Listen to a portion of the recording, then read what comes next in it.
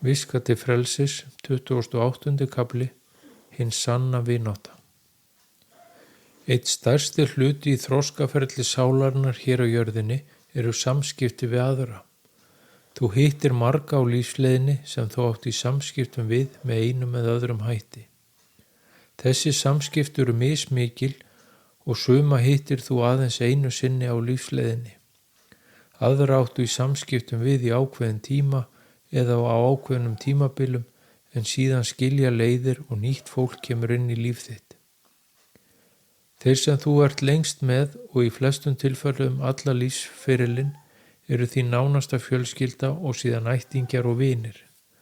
Allir þeir sem þú hittir og mætir á lífsleiðinni eru til að kenna þér með einum eða öðrum hætti. Mismikið þó, en hver og einn skilur eftir sig spor í þínu lífi. Þeir sem eru einna erfiðastir í samskiptum eru oft á tíðum bestu kennararnir. Verkefni þitt er að læra að umbera og vera umburðarlyndur í garð annara, óháð því hvernig þeir koma fram við þig. Það tekur lengstan tíma að læra umburðarlyndi við þá sem koma fram af frekju og yfirgangi og eru ósangjarnir í þinn garð. Lærðu að umbera slíka einstaklinga og komdu ávallt fram af kærleika og hlýju. Þannig kennir þú viðkomandi viðeigandi framkomu. Smátt og smátt lærir manneskjan og lærir að koma heiðarlega fram við aðra.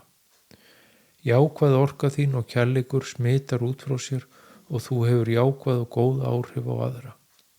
Svaraðu aldrei illu á neikvæðan hátt. Það gerir aðeins vont verra.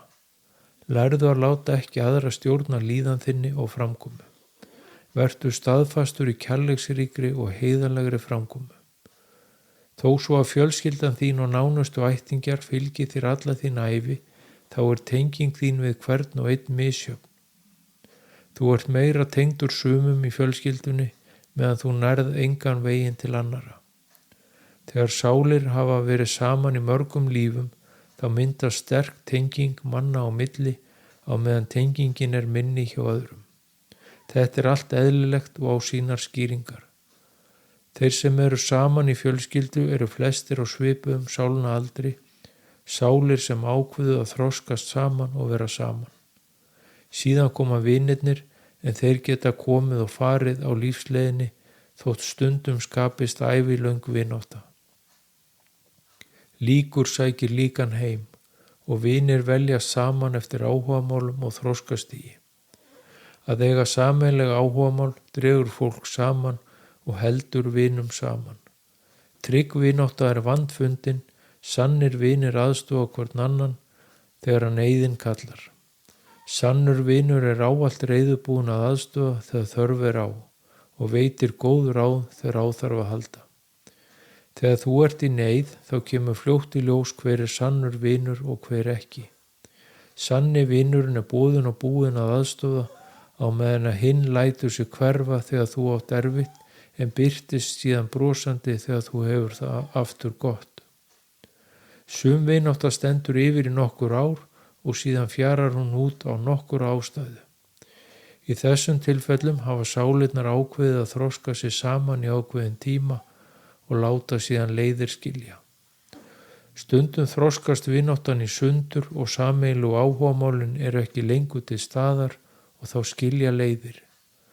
Sá sem vaknar til sjálfsmeðvitundar og byrjar að ganga hinn andlega veg með hækkandi meðvitund þroskast oft frá vinum sínum og vináttan flosnar upp á sjálfum sér. Vinátta getur einnig slitnað vegna ágreinings sem upp kemur og eftir það vegna fjármuna og eigna.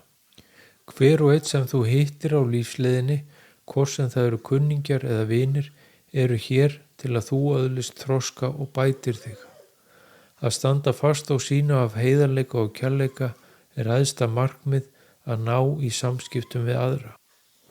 Haltu þig frá fólki sem misnota þig og er ekki tilbúið að aðstoða þig þegar þú ert aumur því það er fjarri allri vináttu. Vertu vandlátur á vinavalið og veldu þér vini sem eru sannir, trúir og traustir. En slíkir vinir eru vandfundnir því oft á tíðum er vináttan háð skilyrðum sem rýra vináttuna. Lærðu að finna og skynja í hjarta þínu þegar þú hittir hinn sanna vin. Vertu ávallt með fólki sem þér líður vel með og þú getur treyst. Góður vinur endurspeglar hugsanir þínar og hjálpa þér að taka réttar ákvarðanir í lífinu og hann leiðbeinir þér út úr ógöngum og leiði þig á rétta braut. Að virða þarfir og skoðanir annara og skilja að verkefni og markmið hverjar sálar eru ólík merki andlegan þroska og sá einstaklingur hefur öðlast djúpan skilning á fólki og lífinu í kring. Vertu ávallt sannur vinur og réttu þeim hjálparhönd sem á þurfa að halda og komdu ávallt fram af heiðarleika og kærleika í samskiptum þínum við aðra.